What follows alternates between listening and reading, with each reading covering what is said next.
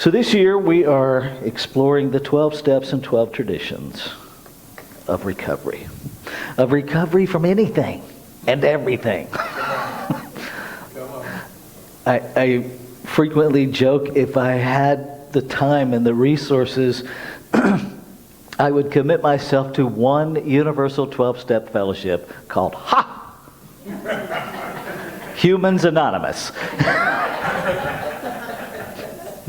Because I think the biggest thing available to heal is our humanness, right? Our limitations, our conditions, this delusion that we are somehow separate as humans, because we're not. So today we are starting with the second tradition. And the actual verbiage of the second tradition says this: for our group purpose, there is but one ultimate authority, a loving God as he may express himself in our group conscience. Our leaders are but trusted servants, they do not govern. Now metaphysically, y'all know I can't do the he thing. So here's what came to me. For our group purpose, there is but one ultimate authority, creation, love, life, consciousness, as it expresses itself in our group conscience. Our leaders are but trusted servants. They do not govern. I do not govern as your leader. And we should all be really grateful for that. If I am the greatest authority you have, the situation is already way worse than you thought. It's just true. That's not even self-deprecating. It's just accurate. Right? I don't know what you need. How could I? If your life is unfolding anywhere like mine, most days I don't even know what I need. How am I going to know what you need? Right? I want to clear up some stuff because language matters. A loving God in what we teach is wholly inaccurate. It assigns a human quality to God, and it minimizes what God actually is. God is love. It's not a thing that's loving. It is love. It's not omnipresent. It is omnipresence. It is not omnipotent. It is omnipotence. It is not creative. It is creation. But notice how our language one-offs it. Right? There is one ultimate authority. Love, life, consciousness, omnipotence, omnipresence, omniscience. Has many, many names, but it is the whole thing. If you remember the beginning of last year when we were playing with language from the perspective of David Bohm, right? That time where we flipped nouns to verbs and verbs to nouns. And so I invite you to play with that. That perhaps there's no difference between a noun and a verb. Right? My title is minister. But if I don't minister, my title means nothing. It's a noun, but if it's not a verb, I'm just a talking head. Right? My gift is to minister, to do minister, to be minister. Not to just put it on a business card. To actually embody that.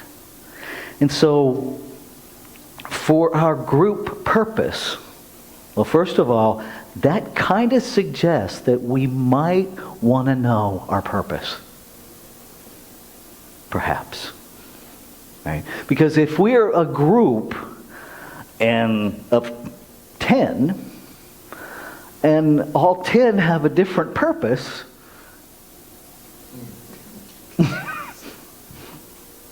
Houston, we have a problem. Right?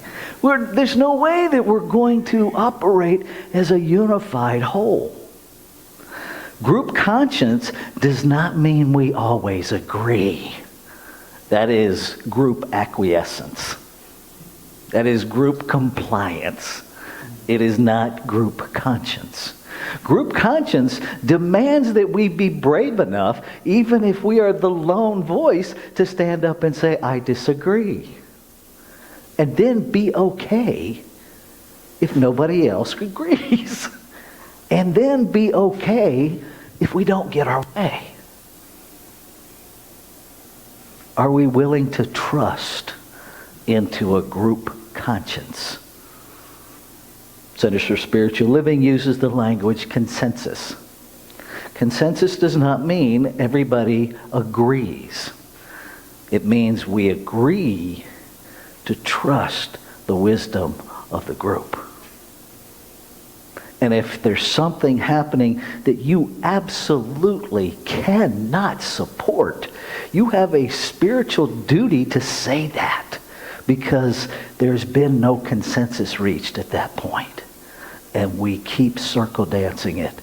We keep uncovering the wisdom of the group until what is in spiritual alignment shows up.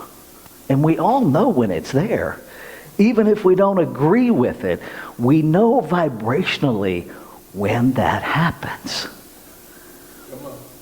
Right? And even when our head goes, well, I'm not saying okay to that.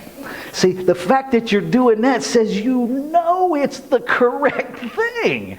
And you're just being a brat. Because you want your own way. Now, when we remember that there's only one of us here, it is your way. You just weren't aware of it. That's a tough one for us in this human form. Right? Especially when somebody new comes in with the idea. Well, who are you to tell us? They are a divine, intentional, on purpose, one of a kind, never to be repeated divine expression of creation. That's who they are. Just like you. And just because they've only been here 10 minutes and you've been here 10 years does not mean you're smarter or wiser or more in touch than they are. But that's the stuff that gets in our way. That and the infamous, we've always done it this way. Please. Ain't nobody always ever done nothing. Ever. Hey, a couple of us were chuckling this morning that, we're different than the day we were born. Except for Joe. By his own admission, he just walked out and said, hey, I'm here. Could have happened, I wasn't there. How do we trust? How do we trust this group conscience? How do we trust anything? If you hear nothing else today, please hear this. Trust until people give you a reason not to is the biggest lie anyone ever told you. It is misogynistic at the core. It sets people up to be hurt before they pay attention to the infinite intelligence within them. Every living creature that has the ability to recognize danger does so and responds to it, except humanity, because we have systemically conditioned, especially the women in humanity, to ignore all of those inner warning signs and trust until somebody gives you a reason not to. Trust is earned. Even the Bible says trust is earned. Check out Malachi chapter 3, verse 10. Basically what God is saying is, I dare you. I dare you to try me. Let me prove to you. And he's talking about tithes in Malachi. That's what the verse is talking about. That bring your tithes and see if I don't open a window of blessing that floods you to the point where you can't store everything I'm going to give you. Try me. You see the same thing with David in Psalms 139. Try me, O Lord. Examine my mind and my heart and measure me according to you. That's how we earn trust. In my letter to the board when I first came here, I was very clear. Do not trust me from day one. My job is to earn this community's trust. That's my job, is to earn your trust. And then to care for your trust. To nurture your trust.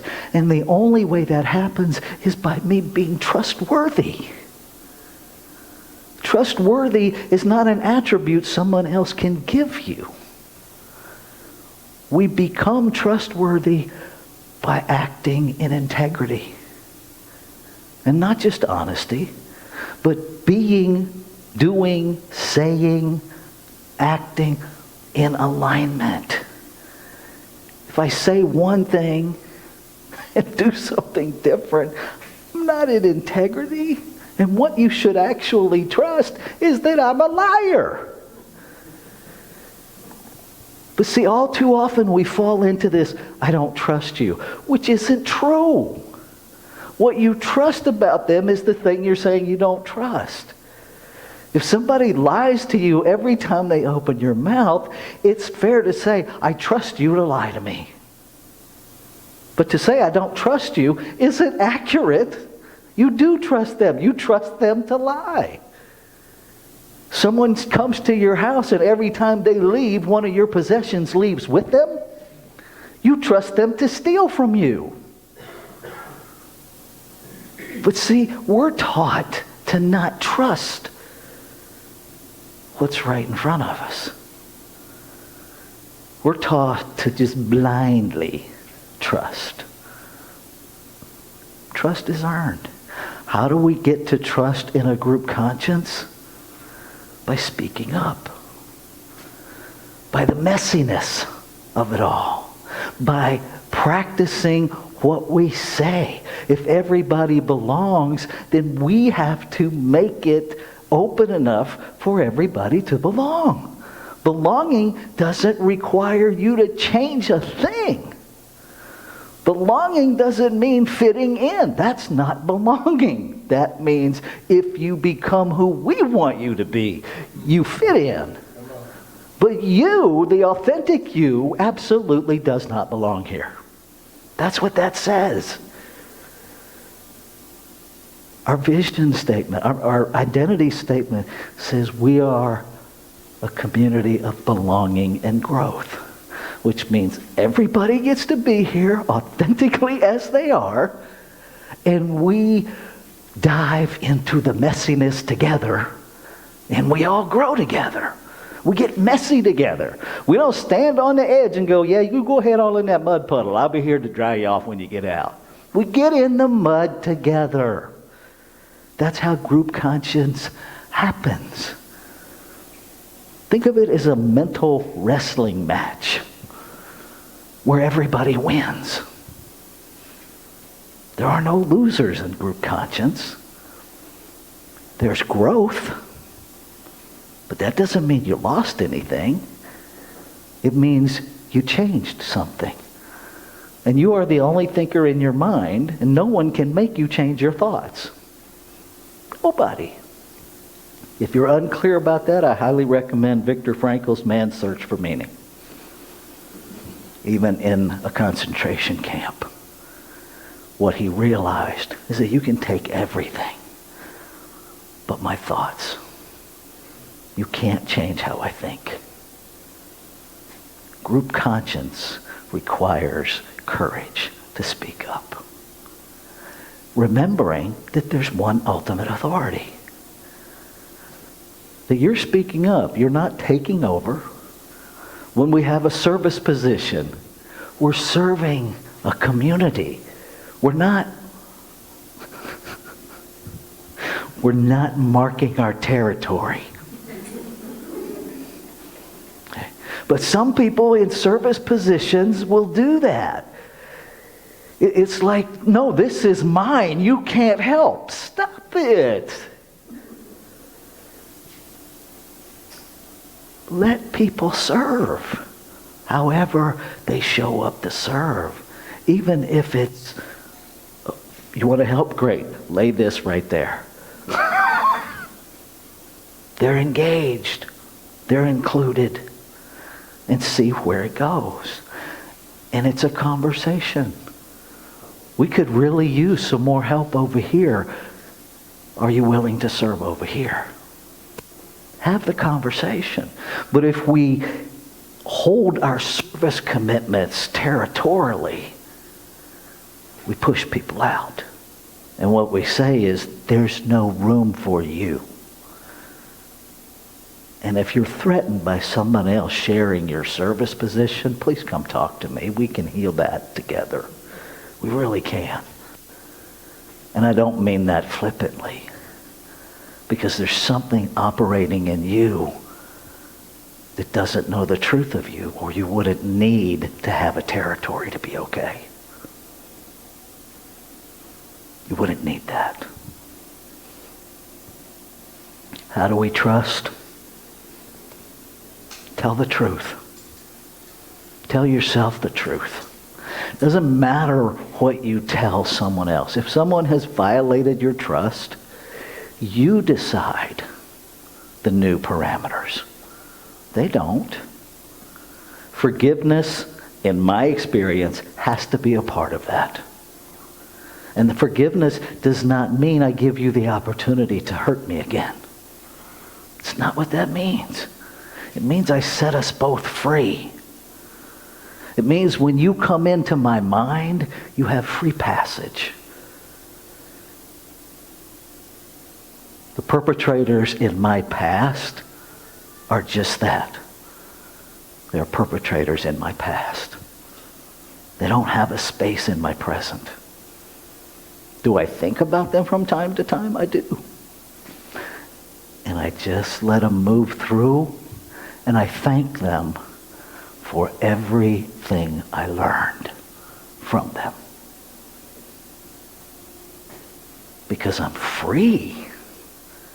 See, forgiveness isn't about them. It's about you. It doesn't mean that I just now fall into the, I'm going to trust you until you give me a reason not to. Been there, done that, got the t-shirt. And so now I pay attention, because one of the gifts of having trust violated is a different awareness. And it's a tender balance, because we can tip very quickly into projection from fear. That's not observation. That's projection of our fear. Observation is what's actually there. There's a cell phone, there's a piece of paper, there's a microphone. That's what's actually there. It's not a good cell phone, it's not a bad microphone. Right? Cell phone's not going to do anything to me. The microphone's not going to electrocute me. Right? All that's projection of fear. What are you actually seeing? And what does it call forward in you? Right? You don't owe anybody the presence of your company. You really don't. Right? We have an intuitive thing that happens. An intuitive, that place where you go, see, I knew that was going to happen. That's not your intuition. That is called hindsight bias. And it's not intuition. Intuition is knowing something you have no human way of knowing. That's intuition. It is that, think about it. I did a cartoon for a class one time of intuition as a superhero flying over my life everywhere I went, seeing things that I don't see, communicating those things to me. And what I learned, and out of that came a class called Fall in Love with Fear, because fear is a brilliant warning system that our intuition uses. But it doesn't happen in a conversation. It happens in one-word commands. Run, duck, go, leave. Right? One-word commands. The intuitive doesn't communicate in dissertations. That's you. That's not your intuitive voice. That is you arguing with the intuition. So, in one of our book studies, somebody shared they were at a traffic light. Their light turned green, and everything inside of them said no. And so they sat there. And seconds later, the car that entered the intersection got T-boned. And it wasn't them. The car entered from the other side. That's the intuitive. No, don't go. And just listening to it. They avoided being the one that got T-boned because you got two vehicles, right? They were here. Car coming from here ran the light. They would have been the one hit because they stalled, because they just stopped for a second. They weren't. It's like this superpower that we have that we don't know we have, telling us what's going on. Trust that. And you don't always need to know why. Just trust it. Right? If you have a normal route that you travel to work, and you get one of those hits where you're at the intersection where you normally turn left, and you get, nope, turn right and go this way today, now you're at a point of choice. And you get to decide. Me, I'm going to turn right. And am I humanly going to wonder why I wasn't supposed to go left? Oh, yeah. And I'm going to Google accidents, and I'm going to be on my scanner trying to figure it out. And sometimes I can, and sometimes I can't. But I trust that I got there safely because I said okay. Because I don't know. I don't know. How do we trust? We test things. We test. Just like we learn how to swim, you start putting your toe in the water. Then you put your foot in the water. Then all of a sudden you're swimming. Don't jump in to swim first. Unless your objective is to explore the bottom of the pool. Because then it might be effective. Give yourself time with trust. Stop shooting on yourself about trust. If you're operating from one of those messages that says, I should trust, says who? Who's that should coming from? Unravel that narrative. Because you get to choose. As we say, 30 minutes southwest, you ain't better got to do nothing. Yeah, you ain't better got to do nothing, so stop shitting on yourself. You are at choice. So when that should stuff comes up, feel free to just put that in your head. I ain't better got to do nothing. Because you don't. You get to choose. And then when you get feedback about that choice, guess what? You get to choose again. You just do. And no choice is good, no choice is bad, no choice is right, no choice is wrong. They are just choices with consequences, cause and effect. So stop beating yourself up if you make a choice and then you don't like the effect. Because look at how much time we waste. I shouldn't have done that. I shouldn't have. In the meantime, you could have made a gazillion more choices. One of them being to not punish yourself. Right? There is but one ultimate authority. Love, as it expresses itself in our group conscience. Our leaders are but trusted servants. You get to play with that this week if you choose. There's the worksheets over there.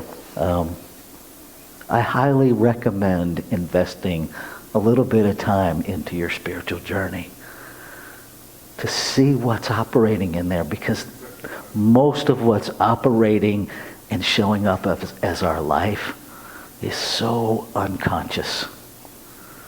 So unconscious. That's why we study.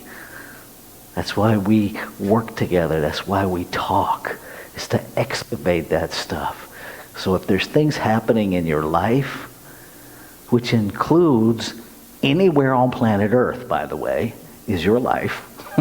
So if there's anything happening on planet Earth or in the cosmos that is a little bit off for you, find it in your subconscious and treat for the healing of it.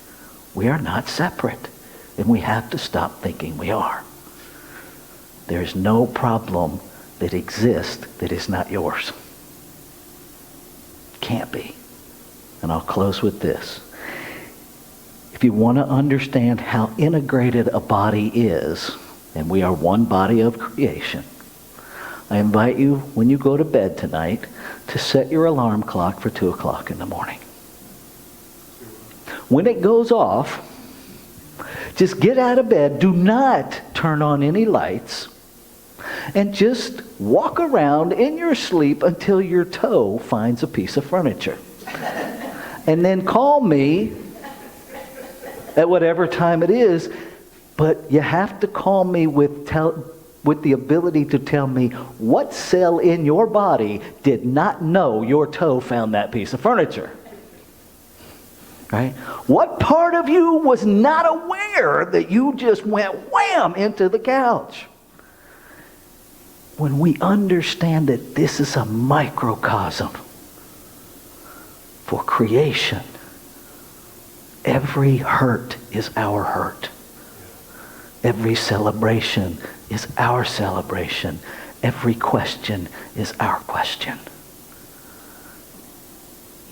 Every thought is our thought. When we stand in that authority, and when we do spiritual mind treatment from that authority, we will experience the harmonious operation of one, and not until. Let's take this into prayer.